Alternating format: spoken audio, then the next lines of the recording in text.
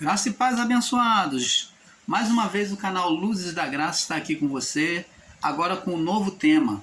O novo tema da nossa nova série é A Graça já foi ou continua? É uma pergunta. A graça já foi ou continua? Vamos estar explicando sobre a graça, porque muitos têm falado sobre a graça de Deus, muitos ensinadores aí, mas de forma literal, de forma equivocada e não se dando a entender às pessoas que ouvem, que assistem os seus canais, o que realmente é a graça de Deus. Existem muitos confundidos aí nos canais grandes, estão sendo confundidos sobre o que é a graça de Deus. E o canal Luzes da Graça vem ensinar minuciosamente, explicando para vocês, compartilhando esse entendimento do que é a graça de Deus verdadeiramente. Então vamos estar explicando com todos os detalhes do que é a graça de Deus, como nasceu a graça, quando ela apareceu, e vamos estar explicando com todos os detalhes. Vamos então na primeira parte, amados. Desejo a cada um de vocês que as manifestações do Espírito Santo seja com cada um de vocês, que possa estar agraciando a sua casa, a sua família, né, suprindo as suas necessidades. E vai aí para nossa irmã Dina, mais uma vez o meu consolo, né, os meus sentimentos pela perda do seu irmão, mais uma vez, né, um outro irmão. Então vai aí o meu consolo, a irmã Dina e família, né, meus sentimentos a cada um de vocês, que o Espírito Santo possa estar consolando a você, irmã Dina, e a toda a sua família. Paz seja dada a todos. Abençoados, muitos têm falado da graça de Deus sem sequer saber o que é a graça e o seu significado. É justamente isso. Muitos têm falado da graça sem sequer saber o que é graça e o seu significado. Mas para falarmos da graça de Deus, temos que entender primeiramente qual era o estado da criação, qual era o estado espiritual da criação antes de a graça ser manifesta. Então, graça de Deus é favor imerecido, é amor de Deus manifesto de forma voluntária, ou o amor voluntário de Deus manifesto aos homens. Isso que é a graça. Não vem de nós mesmos, do nosso merecimento, da nossa capacidade, mas graça de Deus é o amor voluntário de Deus ao homem na criação. Quer dizer, homem e mulheres, né? Então, quando falamos homens aqui, estamos falando de criatura humana. Então, a graça, diferente daquilo que se ensina por aí, já existe desde o início da criação. Ela foi manifesta primeiro em Adão e sua mulher. Quando pecaram contra o Criador, Deus já manifestou, eles quando entraram em estado de condenação, sem merecimento e sem sequer arrependimento dos seus pecados, porque Adão e Eva não pediram perdão, não reconheceram, antes acusaram a Deus, a mulher que tu me deste, e a mulher acusou a serpente. Acusou a Deus e a mulher, Adão, e a mulher acusou a serpente. Então não houve arrependimento. Então, essa graça foi manifesta ali no momento em que Deus amorosamente chama Adão, não acusando Adão. Ele achou que Deus iria puni-lo, né? Ele olhou Deus como agora um Deus mau, sentenciador, mas Deus vem então no estado de vergonha, de humilhação, de medo que eles tiveram de Deus. Deus vem agora sacrificar um animal e do couro do animal fazer veste para cobrir as vergonhas de Adão e sua mulher, para que então eles tivessem uma consciência purificada. Então agora, pelas vestimentas que Deus fez, eles fizeram de folhagem de figueira, e Deus fez uma vestimenta superior que duraria por um longo tempo. Então, Deus faz essa vestimenta para eles, e eles então vêm ser vestidos na sua consciência, para aplacar esse estado de condenação, para que eles voltassem a ter um diálogo com Deus, falar com Deus e ouvir a voz de Deus, sem se achar condenado. Então, vamos ver por aí que a graça já existia, né? A graça, diferente daquilo que se ensina por aí, já existe desde o início da criação, onde ela foi apresentada de forma escatológica, quando Deus matou um animal e das suas vestes, do couro do animal, fez vestes para Adão e sua mulher, vestiu o homem e a mulher. E o sangue do animal não foi apresentado ali. O sangue derramado não foi apresentado sobre a vida de Adão e sua mulher. Não foi apresentado. Por quê? Porque ali Deus, sobre uma linguagem escatológica, um sinal escatológico, mostrava-se um cordeiro sendo morto e o sangue viria redimir. Por isso que o sangue não foi apresentado ali, porque eles não foram perdoados. Eles não foram perdoados. Deus apenas trouxe uma purificação para a consciência, para aplacar a condenação que eles trouxeram para si. Mas o pecado, a condenação estava ali. Tanto que houve sentença sobre o homem e a mulher e sobre a criação. O homem agora, com labuta, iria comer do fruto da terra, com o suor do rosto. Ele agora entrou em estado de morte espiritual e no corpo também.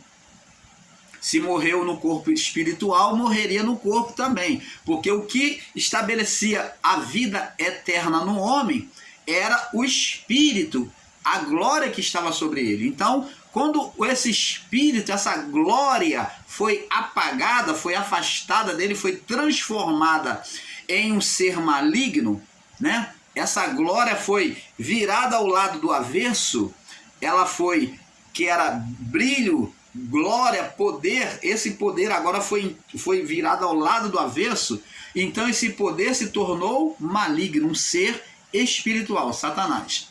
Então, vamos só dando uma pincelada, tá? Então agora Deus providencia, manifesta a graça, o amor dele sobre Adão e a sua mulher, mas a sentença veio. A mulher daria filho com dor de parto, né? Ela geraria agora para o ser espiritual que eles geraram pela oposição a Deus, né? Quando se apagaram, esse ser espiritual, que é o próprio poder de Deus, inverso, em oposição pelos sentimentos aplicados sobre os sentimentos malignos do homem, gerou um ser espiritual chamado Satanás, que agora reinaria sobre a vida humana e sobre a criação. Então, ele agora iria também ter filhos, gerar filhos por meio da mulher. Então, isso que temos que entender. Então, foi apresentado de forma escatológica a vestimenta de Adão e Eva, né? Até Cristo, foi apresentado da criação até Cristo, aonde se fazia o sacrifício do animal, a representação do sangue, do cordeiro, né? Do animal, a imolação de animais com sangue, que esse sangue representava a purificação que seria feito por meio do Filho, do Cristo. Então, até Cristo, somente em Cristo essa graça foi manifesta. Agora, a graça de Adão até Cristo, ela foi apresentada de forma escatológica, simbólica, por meio de figuras de animais, do sangue, do sacrifício da rolinha, do sangue dos animais. Mas agora em Cristo, essa figura, agora ela é manifesta, ela é encarnada. O verbo se fez carne e habitou entre os homens.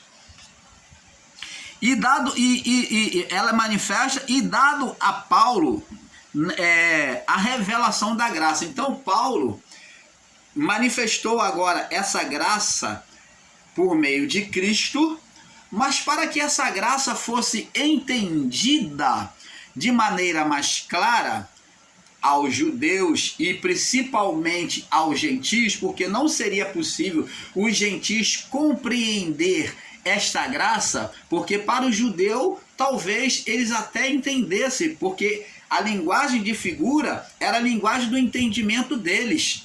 Mas para os gentios, os que não eram judeus, eles precisariam do espírito de revelação. Eles precisariam de espírito de revelação para entender a linguagem espiritual, porque era um povo pagão, um povo sem conhecimento de Deus. Então veio Paulo, recebeu de Deus a revelação da graça. Paulo não trouxe a graça, ele recebeu a revelação da graça.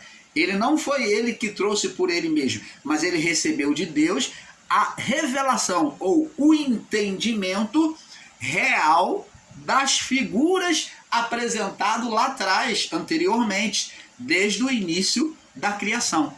Então agora Deus traz a Paulo o entendimento de todas essas figuras que foram feitas na lei, esses acontecimentos da lei. Deus traz a Paulo para trazer a nós, agora de maneira mais desdobrada, mais nítida, o entendimento do que é a graça de Deus. Então, ensinar que Paulo trouxe a graça de Deus é um erro e um equívoco brutal. Paulo não trouxe a graça de Deus. A ele foi dado a revelação da graça. Como também a Pedro foi dado também num certo momento, em alguns momentos, ali quando ele estava com Jesus, e Jesus falou: quem dizes o povo que eu sou?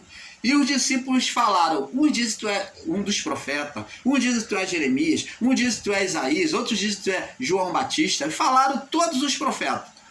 E Jesus então perguntou para eles: e vocês?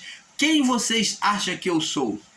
E então Pedro, o Espírito Santo, dentro do Espírito de Pedro, fez Pedro enxergar, entender quem era Jesus. E Pedro falou: tu és o Cristo, o Filho do Deus vivo. Então Pedro ali, ele recebeu por aquele pouco tempo a revelação da graça. Quem era Jesus? Tu és o Cristo, aquele que vai redimir tudo, o ungido, profetizado por Isaías, por Jeremias, né, por Ezequiel. Então, ele reconheceu todas as falas dos profetas. E ele confessou isso: tu és o Cristo, aquele que foi prometido, o ungido de Deus. Tu és o Cristo, o Filho do Deus vivo. Ele reconheceu o propósito que Jesus veio e reconheceu a sua grandeza espiritual como Filho do Deus vivo. Então ali quem revelou? Aí Jesus diz para ele: e eu digo, tu és Pedro, porque não foi carne e nem sangue que te revelou, mas o Espírito Santo. Então, da mesma forma que o Espírito Santo revelou a Pedro quem era Jesus, ele revelou a Paulo os ensinos, os sinais escatológicos, trouxe toda a compreensão a Paulo para ele escrever a nós, para ele desembolar esse entendimento, principalmente para nós que nós somos considerados gentios para os judeus, para nós gentios para os judeus. Não existe mais gentios para Deus. Todos são um só, filhos de Deus. Então, Paulo então recebeu a revelação para aqueles que não eram judeus, que agora estavam recebendo o evangelho da graça. Então você está entendendo, abençoados?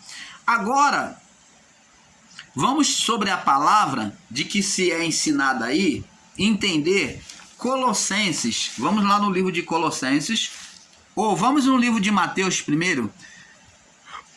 Não, Colossenses 13, primeiro em Colossenses 13, porque Colossenses é o passo que nós vamos iniciar, e em Mateus nós vamos mostrar o segmento do que vamos falar aqui em Colossenses. Colossenses capítulo 1. Colossenses 1 no verso 13. Diz aqui: agora vamos entender.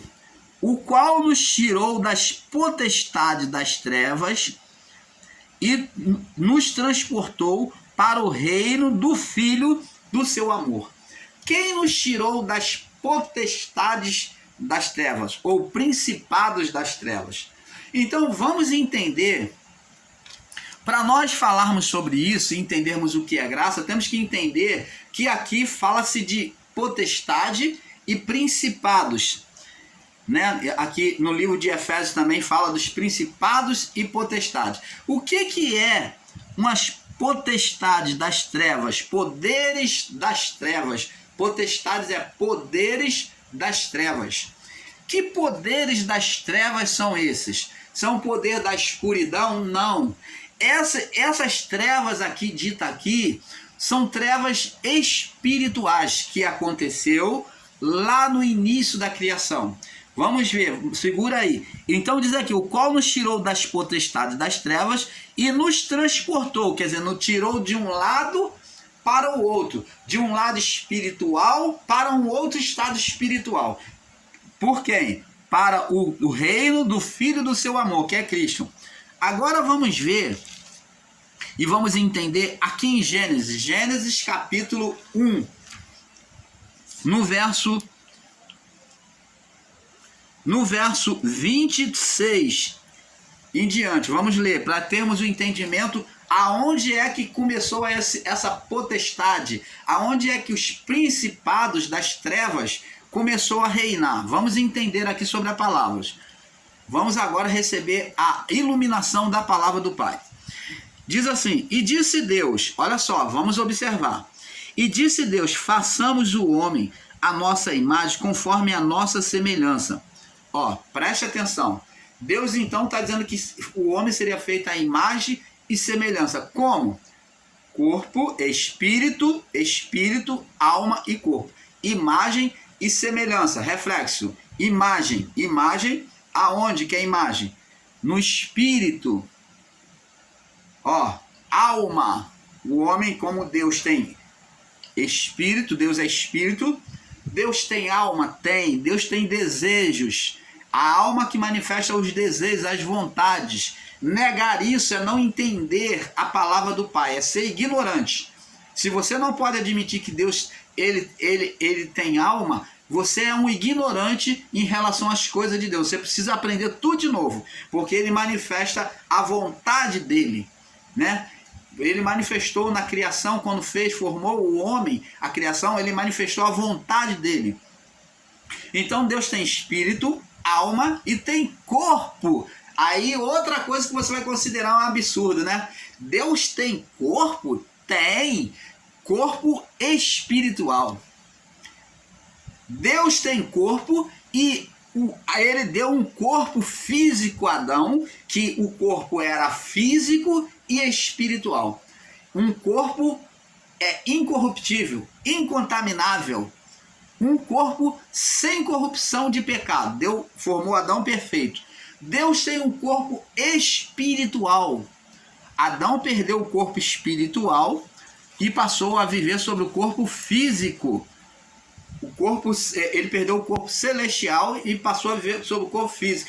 A palavra de Paulo diz que nós seremos semeados como um corpo físico na terra, na morte, e seremos, esse corpo semeado na morte será transformado. Quer dizer, como uma semente será esse corpo, e ele vai ser transformado em um novo corpo. Vamos receber um outro corpo a partir deste corpo.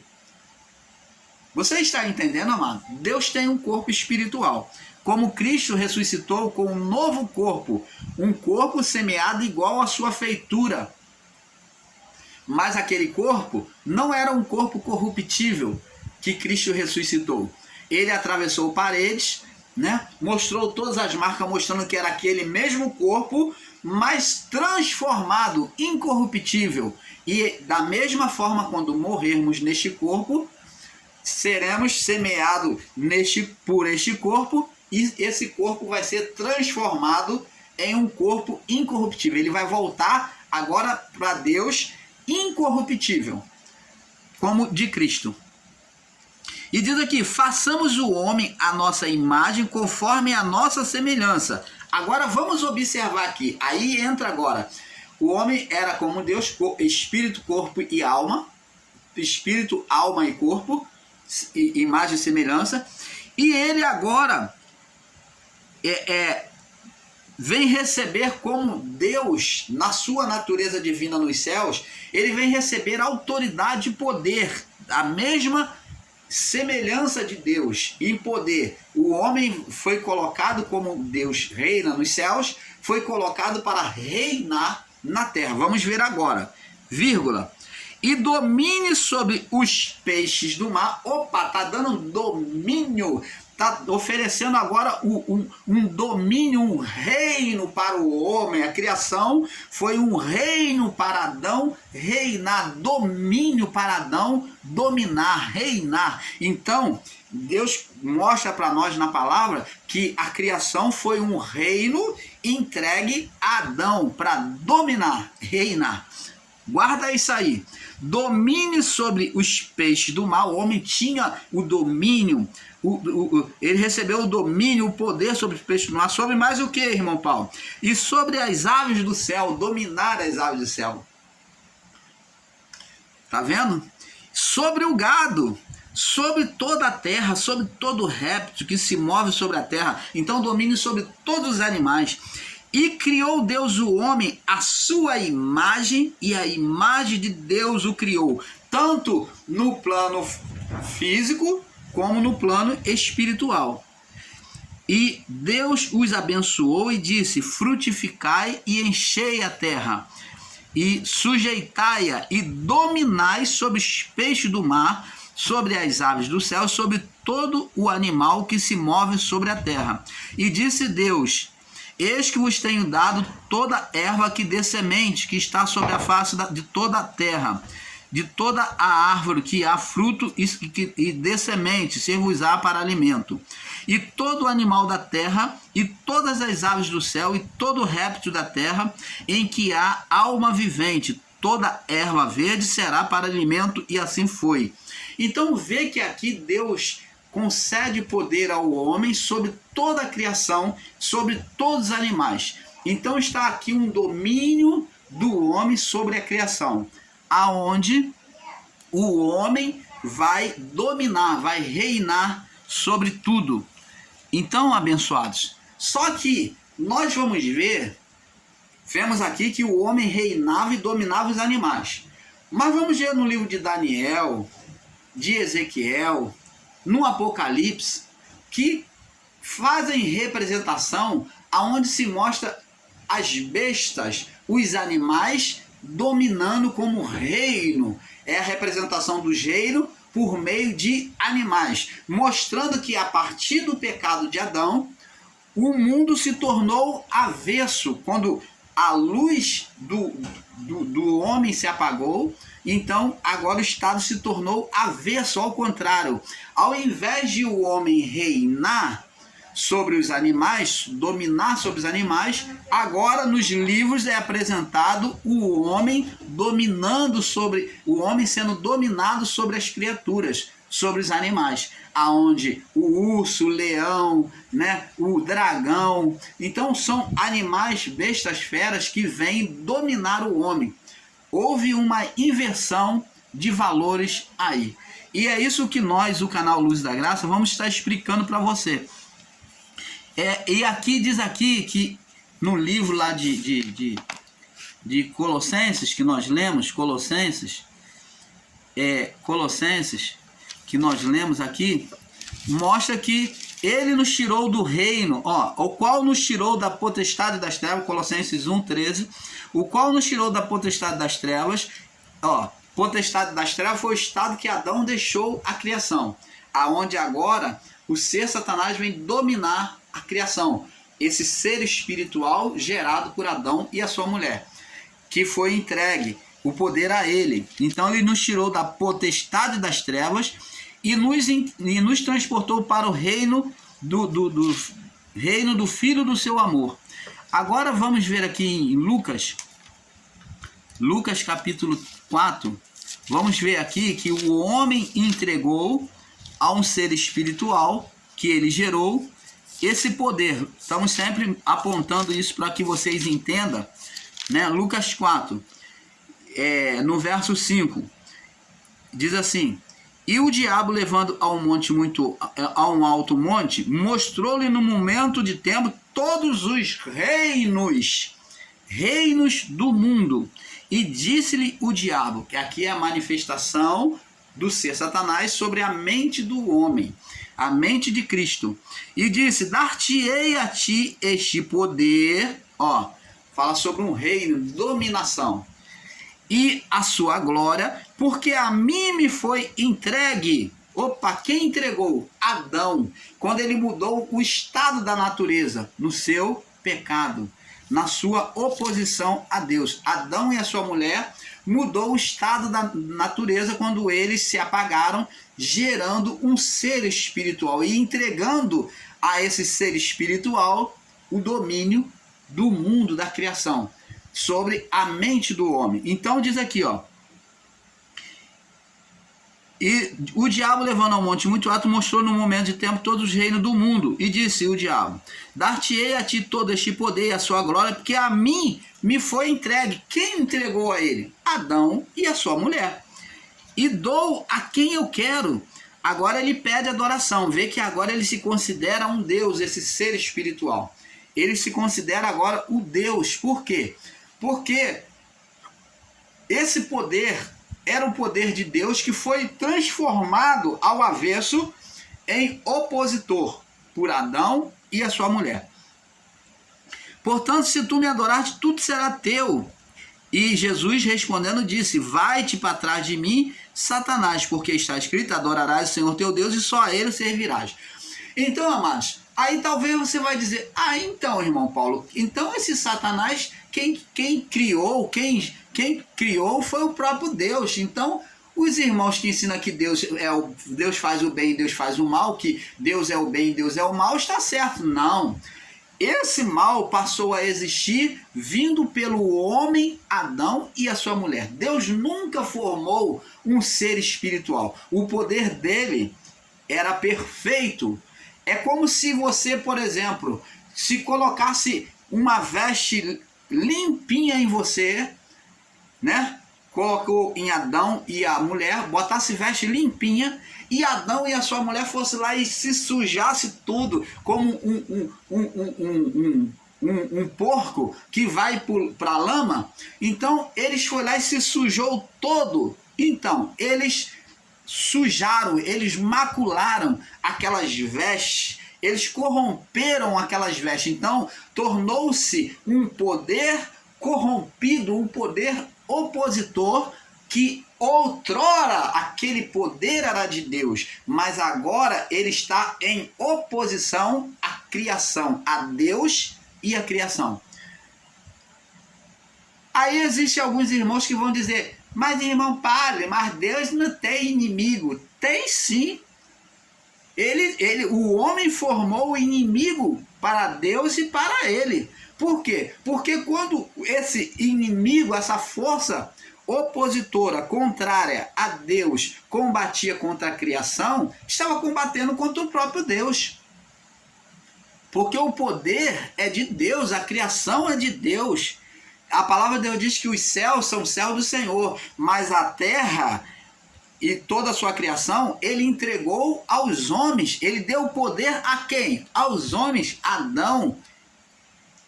Então ele entregou esse poder que é dele, entregou aos homens. E quando esse poder foi corrompido, passou a existir um ser espiritual, que era o próprio poder que outrora era a glória de Deus, se apagou, e gerando um ser espiritual maligno por aqueles sentimentos de Adão e a sua mulher. Aqueles sentimentos malignos que entraram e apagaram esse poder, e passou a ser uma vida espiritual maligna chamada Satanás. Você está entendendo, abençoados? Espero que você esteja entendendo. Então, tanto é que esse ser aqui pede a Jesus adoração. Ele diz que ele recebeu o poder de Adão, o reino de Adão. Esse reino que é apresentado aqui, em Gênesis 3, 26 Gênesis 3, 26 ao 31, que você vê que Deus deu todo o poder a ele,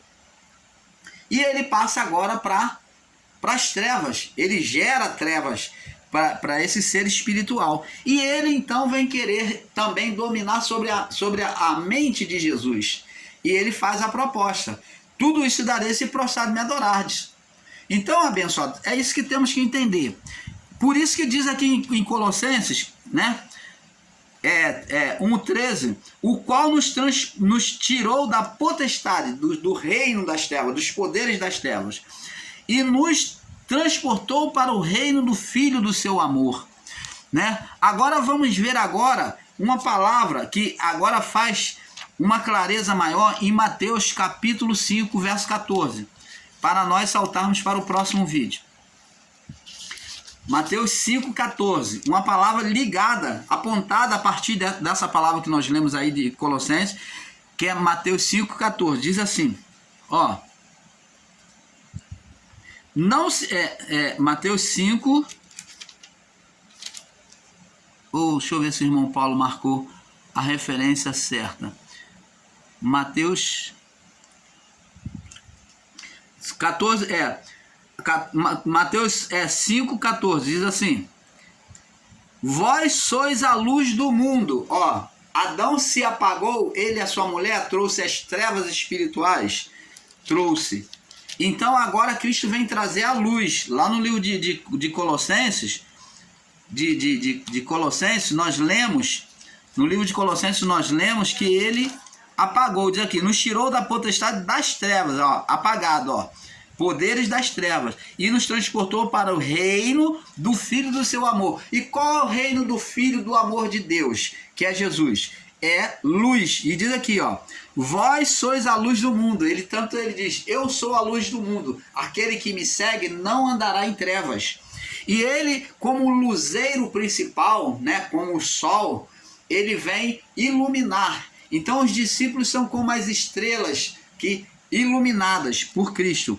Vós sois a luz do mundo. Não se pode esconder uma cidade edificada sobre um monte, nem se acende uma candeia e coloca debaixo do alqueire, mas no velador, e dá a luz a todos que estão na casa.